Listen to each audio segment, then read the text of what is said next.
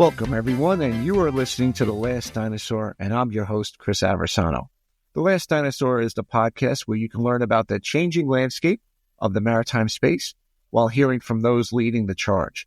Today's guest is Ilari Lemmetty, product owner at Elomatic, and we're going to be discussing the recent launch of the Aurora Asset Performance Management System, which is their preemptive maintenance platform that leverages AI technology to provide ship owners and operators with clean, accessible, and digestible data insights, and with the goal of ultimately enhancing vessel operations. This is going to be a great conversation, and I'm personally particularly interested in exploring the importance and how you get to clean data and the challenges of breaking down data silos, because working in that world for a while and coming from shipping, that is one of the biggest challenges. And we're going to talk a lot about that with Ilari, amongst other things, especially his role as product manager, which is very close to my heart, spending many years in the product world. Ilari, thank you for coming on the podcast. Hey, thanks for having me, Chris. It's a pleasure. It's great. I think maybe you're the first, or I thought I had maybe somebody else on from Finland. But as I continue to do this, we're just checking off the boxes on the countries that we have. I think the most interesting one, I had somebody on who sat in Andorra, which is kind of interesting. Yeah, that's... Okay. Yeah. Was that also about maritime or skiing? No, it was about maritime. It was the battery company. It was the battery company I had on during the summer. And I put that on my little stats page. And it's probably one of the more obscure countries you could have a podcast guest from. But Finland, not so obscure. So what I'd love to talk a little bit about, and what I love to focus on this podcast, is the journey. So walk us through the journey that led to the development of Aurora Asset System, because planned maintenance has been around for as long as ships has been around. I'd love to hear about kind of like when the light bulb went on to taking steps into what you're doing today. Well, it's a good question, and one question that I kind of ponder myself from time to time. And I think I've come to a realization that it's not just a single light bulb moment, but more so a series of light bulbs. You can imagine this sort of a Christmas light decor where, you get this sequence of light bulbs working. And I think the initial idea of having Aura as a performance management system brought to light and life had something to do with Elomatic being an engineering company. And we have roots in ship design and engineering for over 50 years already. And we see that the industry is changing a bit, where the ship owners actually need to take a bit more responsibility of their fleet, and they need to be a bit more aware of their fleet operations than what it was before. Previously, shipyards have had more of a role in this sort of fleet optimization task, but I think nowadays, and moving on even more so, it's on the owner's hands. So in this sense, we wanted to bring to life this platform where we can help, we as naval architects and ship engineers, machinery engineers, etc., we can help the ship owners. So that's basically the core mission that we're on. I think it's one of the things that you look at now, especially everybody's focusing on efficiency. And obviously for the reasons of burning less fuel, more environmentally conscious, and all these things, as well as the cost. There's a cost element. You may have taken a planned prevented step in the past of, well, it hits 1,000 hours, you have to replace it. But there could be a lot of things now. Well, you can go, 1,100. You may be on the slightly outside of the threshold, still within the threshold, but maybe you're expanding that and working with any manufacturers to get a longer life out of a product if aired for a certain way. Like we talked about at the beginning, PM isn't new. It's been around since, probably since the days of Marco Polo, and before that, the Vikings and everything. You got to fix your mast, you got to fix your oar locks and whatever you had back then. But the AI part, and that's really exciting. You walk us through kind of some of how you're applying it, and, how you're applying it internally. And then we could really talk a little bit about some of the, where the rubber hits the road, because I'd love to hear some of that feedback as well.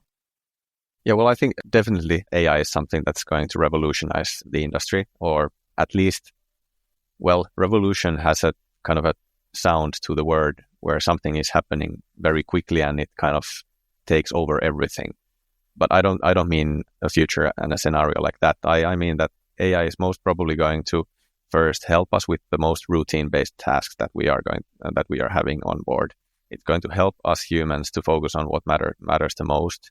It's going to give us more detailed insights on our asset condition, for example, what is going on the engine room deck, for example. So I think it depends a little bit case by case and application by application what AI is actually going to do in the semi-long term and in the future. Predictive maintenance, of course, is one thing where AI can have a good and a big effect, whereas, as you mentioned, preventive maintenance itself is very cautious. It's built on thresholds of time or usage hours, and it's based on OEMs, both expertise on their own equipment and warranty and any sort of, how would I say, carefulness of avoiding breakdown at all costs almost. So there is 95% of cases where we can probably reduce the need of maintenance, but there can be also 5% of maintenance tasks where we actually increase the frequency of maintenance because we observe something that actually would require attention so that we avoid those breakdowns or we avoid major overhauls or any sort of replacement of equipment for nothing. So AI and machine learning has a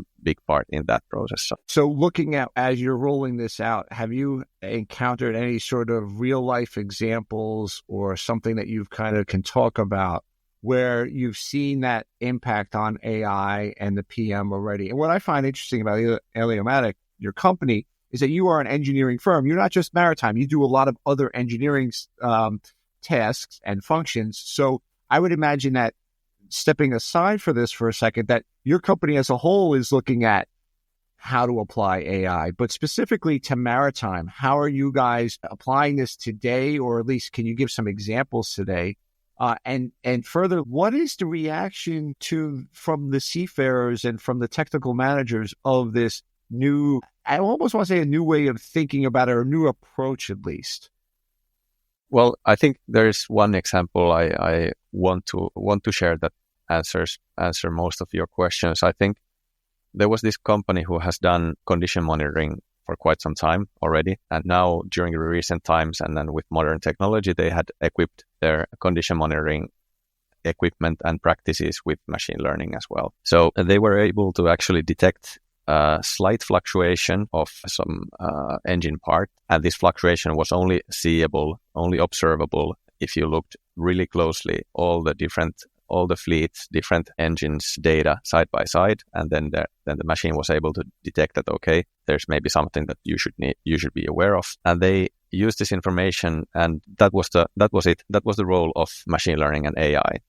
Everything that happened afterwards was human, and what they did was that they informed the chief engineer on board that, okay, there is this fluctuation in a critical part of your engine, so you might want to consider it and take any action that you feel necessary. So the chief engineer had actually suspected something already, but now that they had this kind of confirmation from machines and algorithms that, okay, there is actually some statistical error going on or anomaly, they were confident enough to actually shut down the engines in the middle of the ocean and middle of the operations. So I think this sort of empowerment for decision making is very trendy now and in the next 5 years. And these are the sort of applications where I see AI being the most fit at the moment. So very exciting example, in my opinion. They avoided a very costly breakdown, and they were able to fix the small issue with just a simple spare part flown over to the ship.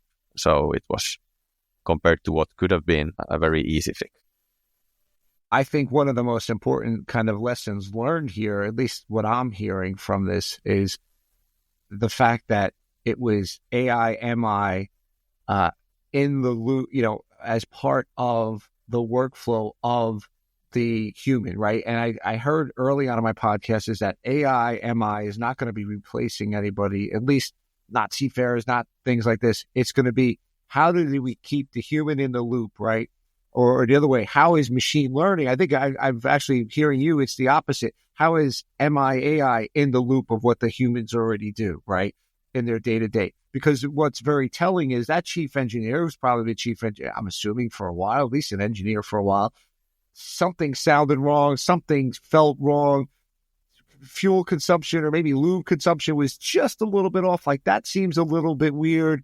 but I can't tell you what's going to happen, but something stinks. And I've worked, I worked a short while on ships, and you had engineers, I worked with, on tankers, you had pumpmen, and you're like, something's wrong. Something's off. Did you open up that valve all the way? Did you bleed them?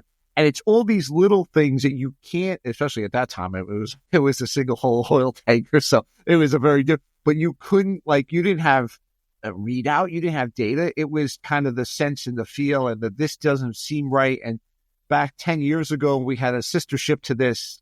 We had the same problem. I remember that. No, I remember that noise. So, okay, that's great. And I think you have to respect that. But now you could say that noise, well, we see a vibration. And that vibration is outside. And by the way, we're detecting all of this other stuff beyond the vibration using this machine learning. All we need is this piston head or, this one thing. So yeah, that's a 6-hour job rather than the whole thing. And all of a sudden it becomes a 5 days off hire or something like that. Exactly. And I don't guys never, or at least never say never, but at least in the near future is not going to replace gut feeling. And this combination of gut feeling of experts and expertise combined with AI, what we can derive from data, having those combined together, that can be something beautiful and that can be very effective in the sort of condition monitoring and then performance management genre of maritime. I had lunch with a friend of mine yesterday who's in the marine insurance field, and he does claims and claim support. And, hearing you talk, it's how do they start to, and that whole industry start to use that? Because when I think of an accident, because I was talking to him yesterday, I was thinking about claims. I was like, oh, well, you just prevented a claim, whether it's off-hire claim, whether it's something on the machinery claim. You just, God forbid, loss of life or injury. You prevented all that stuff rather than, okay, let's pull the ship offline for 6 hours, 8 hours. We got the spare part. We can make accommodations up until we get the spare part.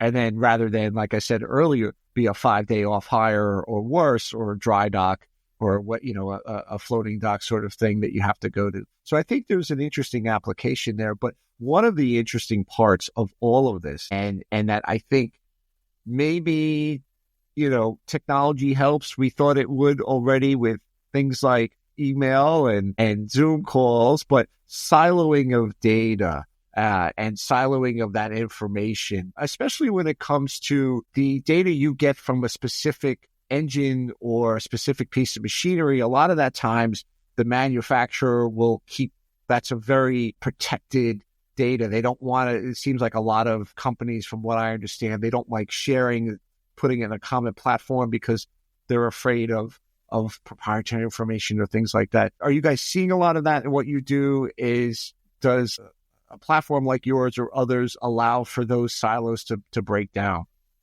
Well, I think during the time when we have designed and developed Aura, which is now 2.5 years, so during that time span already, I think we have seen a shift in the industry.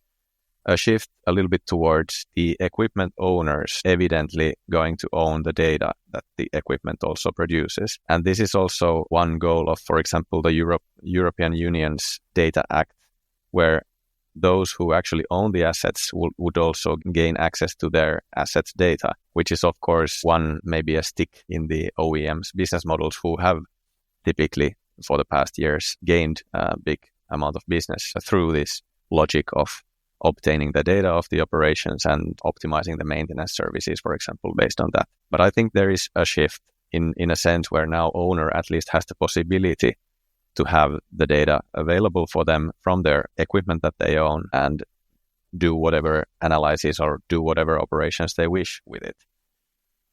Of course, there is still very good opportunity for OEMs in the maintenance service business, since they are the best experts in many cases of their equipment. That goes without saying. But I think the modern approach is starting to go more towards collaboration between software, collaboration between different parties involved. And I don't think there is going to be ever again any software that is going to wish to be a one-stop shop where you can do it all, or what would kind of handle every issue of your business and every IT need of your business. So it's also in the software we need to have open interfaces for other appliances, so that our maintenance management works with the financial system, right? So that invoices Operations fly through, and the goal, optimal and ultimate goal, is to help the job of the people who are using the software. So in that sense, I think collaboration is key in the future.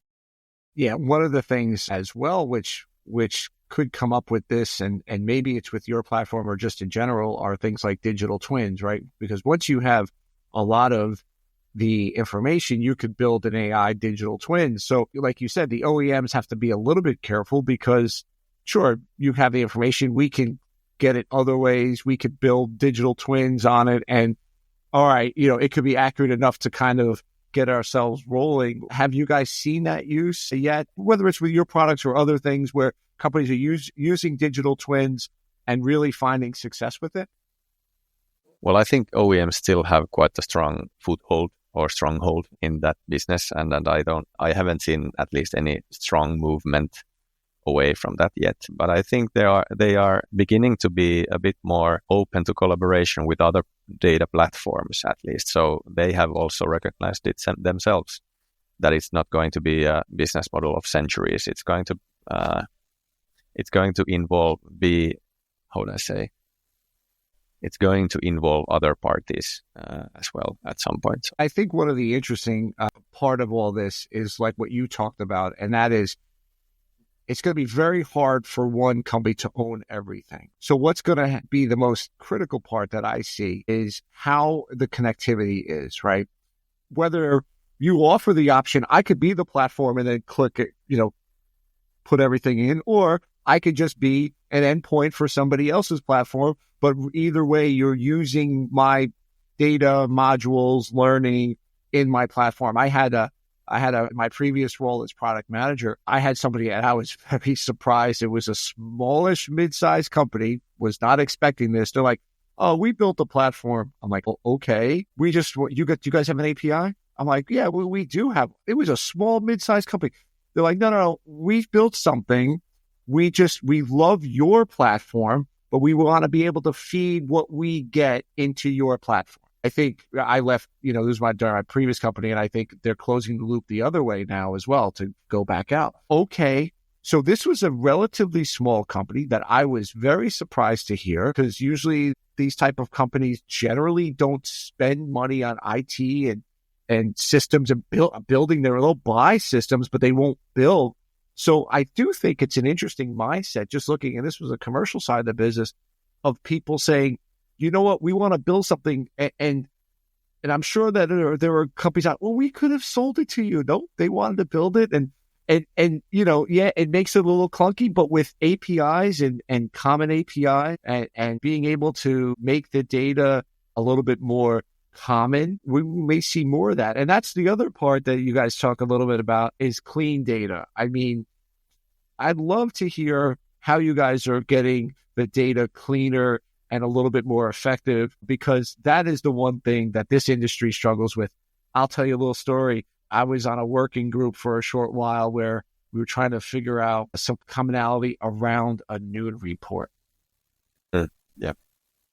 Because it's speed. Okay, there's like 7 different speeds that people do. It's speed over ground, speed made, speed over the last 24 hours. You could just, and then I remember as a second mate struggling with, well, and especially because we were going Texas to Florida, on Jones Act, so you were looking at like a 6-minute or 12-minute difference, right?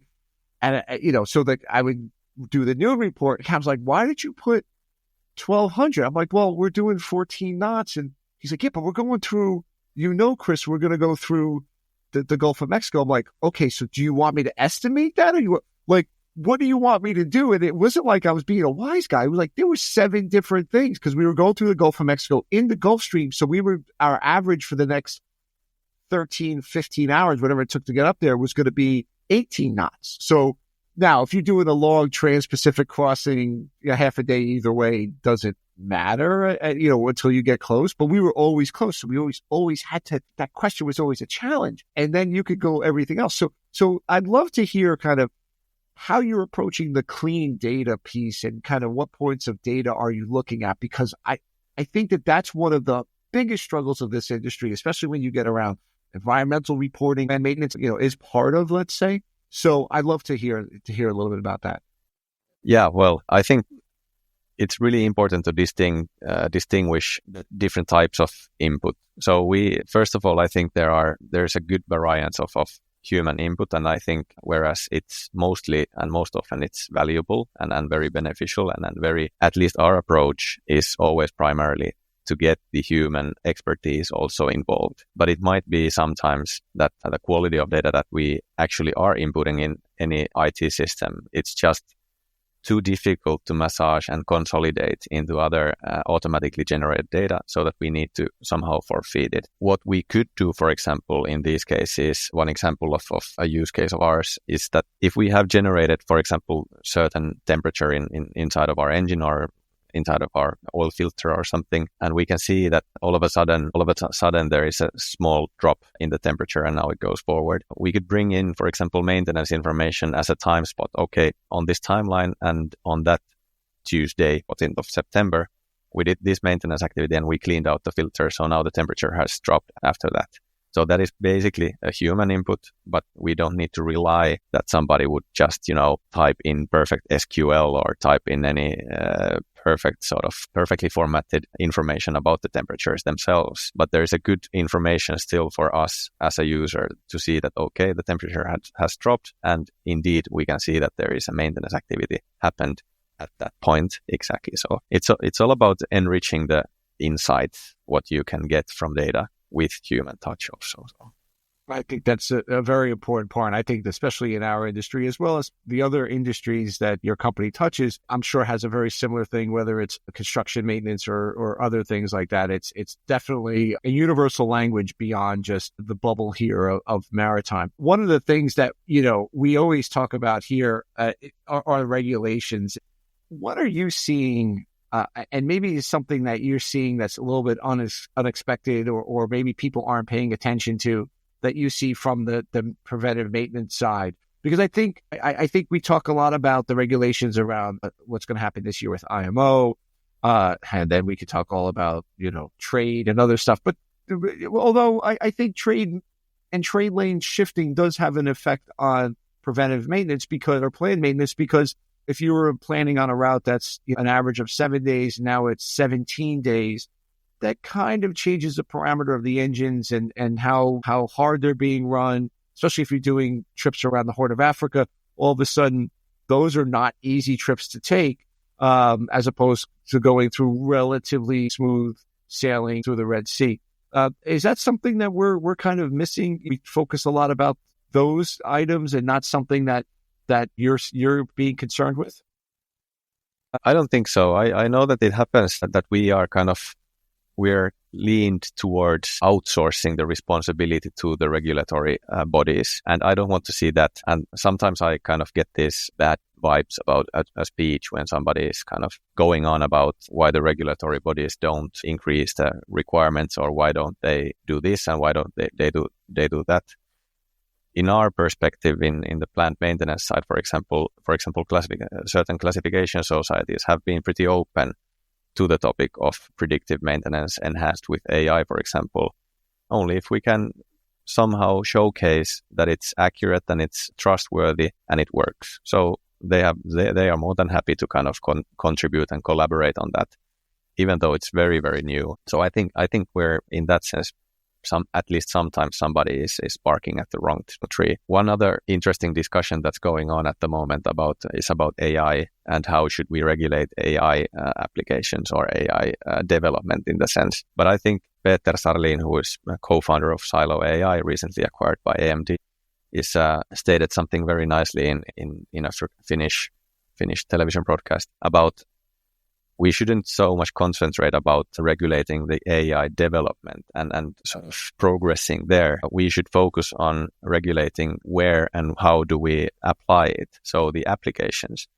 it's very, very different environment if we are utilizing AI in a toothbrush or lawnmower, for example, compared to, for example, some doctor's AI assistant guide of prescriptions, for example. So there is quite two very different environments where similar technologies of AI can be utilized. But does it make sense to regulate the AI technology per se. No, in my opinion, it makes sense to regulate the applications where it's used. So that is one kind of a mind shift that I would want to see in the public discussion moving onwards. That's a fascinating thing. And certainly with what's going on here in the United States, with all of this people being reported deploying AI on systems that maybe they aren't necessarily allowed to do, but we could go on a different podcast about American politics some other time, which this is not the podcast for.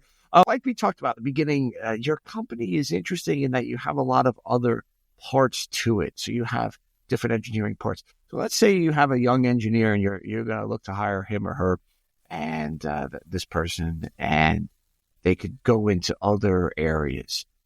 What's the pitch for them to come onto the dark side of maritime? Like what if they say, listen, I could go into civil engineering or some of the other areas where you go, or I could go into maritime.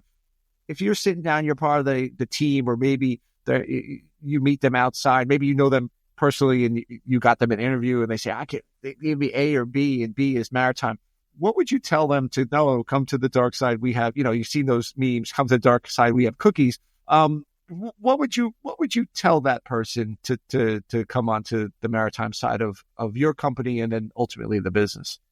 Besides that, we have cookies. Well, yeah, well, that's my weakness, man. I'm not a heavy drinker. I don't do drugs, man. Just put a plate of cookies in me, and that's I was in an airport. I was in an airport lounge earlier in the year, and they brought out these fresh plate of cookies. I was really good. I had a nice small thing. And then I see the lady walk in with the big, I'm like, oh, really? I'm like, I either have to leave the lounge or eat 9 cookies. I had about 3 there's cookies, no in between. I know the feeling. But yeah, I think maritime is a very good environment, which is actually, I think, progressing. It's a common saying that, and maybe that's something that, your the podcast name is also referring to. But I think ships as a design have changed relatively little during the last 100 years or so, at least in the fundamentals. But I think it's progressing at the moment in a very nice manner where there's demand from the consumers that we need to be more effective with our resources. We need to be more transparent with our operations. We need to be more cautious of the environment. Then there is also new technology coming up. There are, of course, alternative fuels as we are speaking. They are being developed further all the time. And it's just about the race, which is the most feasible option in the long run. There is all of these very interesting engineering challenges ongoing in the industry, which is, I think, makes it. If I had to pick one industry, it would maybe not be maritime, but the second would already be maritime industry. And that is, I think there is it's a nice playground to be playing at during these, not centuries, but what are these decades? I'm curious, what would be the first industry that you would? I don't even know. It's my habit of, preserving something if there is something even better. Maybe aerospace or something. You put on the engineering side, but then you put on the other side, which was really the side that appealed to me many years ago when I started my journey in the maritime space, and that is the international aspect of it. Being on a phone call with you, someone from Finland, is not uncommon. Finland maybe a little bit. In my old role as a shipbroker, I would talk to people in Greece. I would talk to people in the UK. I would talk to people in Singapore or Japan. I would talk to people in South America. And that was just before 10 o'clock. I mean, that was just kind of how it went. And then you get to travel. Occasionally you travel those places or meet people in different cultures and different ideas and different ways of solving problems and understanding how it's okay to get yelled at by a Greek ship owner. It doesn't mean necessarily that they're that mad at you. It's just a way of establishing boundaries and other stuff. And you kind of have to get used to it. And then you have an appreciation for how business is done. And I think with that, that is my biggest part of what attracted me. But I also agree, we're at a very interesting and dynamic time in our industry. All these things that you say are true. Plus, you now have a level of remoteness. You don't have to sit in a major shipping area of New York, Houston, Copenhagen, Singapore, Hamburg. You don't have to sit there. You could sit in the middle of the United States because I like ships, and you could be coding, you could be programming, you could be helping solve a fuel issue, it doesn't really matter. It really doesn't. And I think that that's going to help build the diversity of the industry, because maybe you get people from South America, Sub-Saharan Africa, other places that have not traditionally been major maritime centers outside of the ports. Exactly. You touch a good point, or at least a couple of there. And then I couldn't imagine a better industry to actually get to learn other working cultures as effectively as maritime does. So it's a ship manager from US acts and works and talks a bit different than a ship owner from Japan or Singapore, as you mentioned, or Netherlands. So it's the richness of humankind, of having different cultures and having different environments, having different types and different people who you get to meet. That's what I've been happy to find myself learning throughout my journey already in the maritime. I couldn't have said it better. And finally, as I like to wrap down, the question I love to ask is, don't know how much you travel or if you like to read at night or meditate or whatever. What's on your, what are you reading these days? If you're traveling, what are you throwing in your bag? What are you reading? Or if you have a family with little kids, I've had this answer, Chris, I don't read anything. I listen to audiobooks or I listen to podcasts or I just tune out. I don't care about anything. What's on your kind of thing there? Well, right as we speak, there is one book that I have in progress called Land of 1,000 Scorching Suns or something like that. I don't know the exact translation in English, but I'm reading it in Finnish. It's this Afghani book about two Afghani women being married to this a little older man. And there are many different contradictions in the book. It's at the same time, it's very beautiful and powerful.